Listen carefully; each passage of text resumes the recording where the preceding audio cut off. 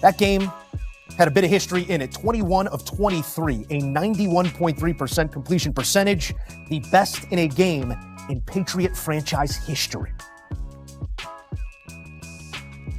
Let's dive into it all, and maybe the marquee said one thing, but the final story says something. I want to start with you here, Logan, because you know these franchises, both sides of them. You know the standard that they put forth, but we walked into this one sort of talking about the cause and effect of the firing and then hiring of Mike Vrabel. What is your headline coming out of this game? Well, don't think that game didn't mean anything for Mike Vrabel. It did. I played for Mike Vrabel.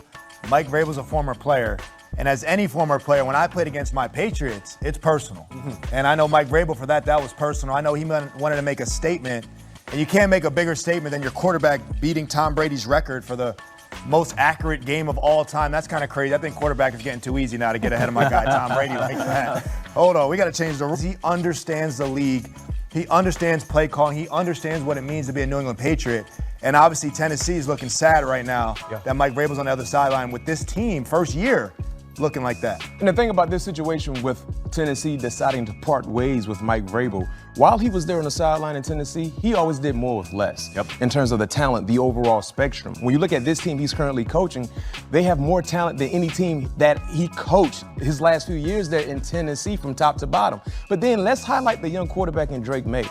Over the last 4 weeks in the National Football League, I don't think there's another quarterback that's seen the football field better than Drake Maye. We talked about the 91% completion percentage today, but earlier, 3 weeks ago, he did 82, 73, 69, and then 91. The last 4 weeks, he has been balling in terms of his accuracy, not to mention in that 4-game stretch, 7 passing touchdowns. So when you look at where this team is currently sitting and the aspirations they have, it starts with 2 individuals, the head coach and Mike Vrabel and the quarterback in Drake Maye, because he's playing with an abundance of confidence and he is spreading the football around the football field to his players that are actually exceeding the expectations when you look at the pass catchers. We talk about taking that step forward, JJ, in a sophomore season, but he's quite literally addressing all that we put in front of him a year ago, the shortcomings in terms of accuracy. Downfield accuracy is on pace to make the largest jump we've ever seen in NFL history. But to B-Mac's point, the personnel for Vrabel might be the best he's had in a couple years. Personnel for the quarterback here still is wanting in something. How impressed are you in the numbers he's getting to with the group around him? Yeah, no, it is. It's very impressive because, look, they could still add a running back. Antonio Gibson went down. We're still waiting to see more from Travion Henderson. And, of course, you can't really trust on a week-to-week basis Ramondre Stevenson because of his fumbling issues. We do believe there are going to be some wide receivers on the move over these next couple of weeks. Perhaps the New England Patriots can get their hands on one of them. Also, edge rusher could be a spot. I know we're talking offensively for the Patriots, but if they could get one of those guys that can really set the edge, who could really rush the passer, that would even take this team to another level there in New England. But credit Drake Maye, who, as an MVP voter, I was waiting last week before I could introduce him into my top 5 voting, right? Okay, let's just see the young man keep doing it. He just did it again. I would have no problem if the vote had to be right now. He would be in your top 5. He would be in my top 5. Stacking bricks, one on top of another, Mac, before we move on to more games here. Safe space, right? Yes, it safe is. Space? This is a safe At space. what point can we start being critical about the play of Cam Ward? I know what is stacked against him and the hurdles he has to clear to just move the football down the field. But some of the giveaways we're seeing, the completion percentage, some ugly sacks taken, where can you be critical of the first year? I think now is the time, because when you're a rookie in the National Football League playing the quarterback position, of course, being a part of a bad team, you're going to struggle. But the unforced errors have oftentimes surfaced in Cam Ward's game too much. Once again, a fumble, right? You had pressure coming down the teeth of the offensive line, but you cannot explain just dropping the football in the midst of a throwing motion that led to a defensive touchdown for the New England Patriots. And we saw the same thing last week. Last week. So these are the things that you got to get out of your system, regardless who the head coach is moving forward. You have to be a quarterback that can protect the football, because when you turn the football over often in the National Football League, you're going to lose a lot of ball games. I cannot disagree more in terms of we got to be patient, man. I mean, obviously the ball slipped out of his hands twice, 2 plays. I get that. Today, completion percentage, 25 of 34. Okay, 225 and a touchdown, and an INT and a lost fumble. Who on the Titans is playing well? Because I'll tell you, their running back, Tony Pollard, who's making a lot of money, he had 18 yards rushing. Jeffrey Simmons is playing well. He was on the sideline today with injury. The receivers have not been playing well. They've been dropping the ball. Oh, by the way, the head coach is fired.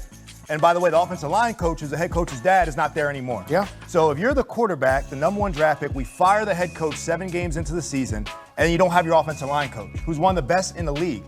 So you think about your safety. I mean, what is the future of Cam Ward when you don't even have an offensive line coach capable on the staff? And a credit to the young man and the young talent that is Cam Ward, who is going to be the first to raise his hand and say, I got to be better. But the team as a whole has to be better around him. He does lead the league in sacks taken and has the lowest completion percentage currently in the NFL. We got more to come here on HQ Postgame as we look at some numbers out of this one. The Pats, 5-2, have already surpassed the win total from the past 2 seasons. And for Vrabel, the feather in his cap, surpassing the win total of the Tennessee Titans the last 2 seasons combined. Battery of personnel options at Patrick Mahomes' display here. What did you make of the way that he did distribute the ball to everybody at all times? It's scary hours for opposing defenses when they play against Kansas City with Pat Mahomes having a full arsenal of high-level skill players surrounding him. Pat Mahomes was already cooking. The last few weeks, he's been playing some really inspired football. But now you add Rashee Rice back into the fold, highly motivated with what he already had going on with, you look at Hollywood Brown and the rest of the guys. I mean, at his disposal, it's almost like pick and choose what you want to do and how you want to do it. And that's what we saw. So now with the offense having the high-level pass catchers, the running game finally surfaced. When you look at Isaiah Pacheco, as a team, they rushed for over 150 yards on the ground. So now a sense of balance is there because of the quality pass catchers that Pat Mahomes has. Logan, it's the pillars of winning football that we're seeing here from the Chiefs. But talk to me about what Coach Spags' group did to this Raiders offense that rendered them almost non-existent. They pitched a shutout. That is so hard to do in the NFL. In my 11-year career, I've had 1 shutout in 11 years. And that's because to not let the team even attempt or kick a field goal is really hard in the NFL. That is dominance, and that's what the Chiefs, that's the scary thing about the Chiefs is as well as they played offensively, they play that well defensively. It's like they have 2 head coaches on that staff with Spagnuolo and Andy Reid. And to allude to B-Mac real quick, the balance that they're establishing, when you get to the red area against the Chiefs, the exotics, the plays that they pull down, them being 4 of 5 in the red zone. I've been in Bill Belichick meetings. I've been in meetings with Dick LeBeau. I've been in all types of meetings with Hall of Fame defensive play callers. And it's a long meeting preparing for what the Chiefs can do with those weapons in the red zone. You talked about the defensive dominance. The Raiders were 0-7 on 3rd down. They had 95 yards of total offense for 4 quarters.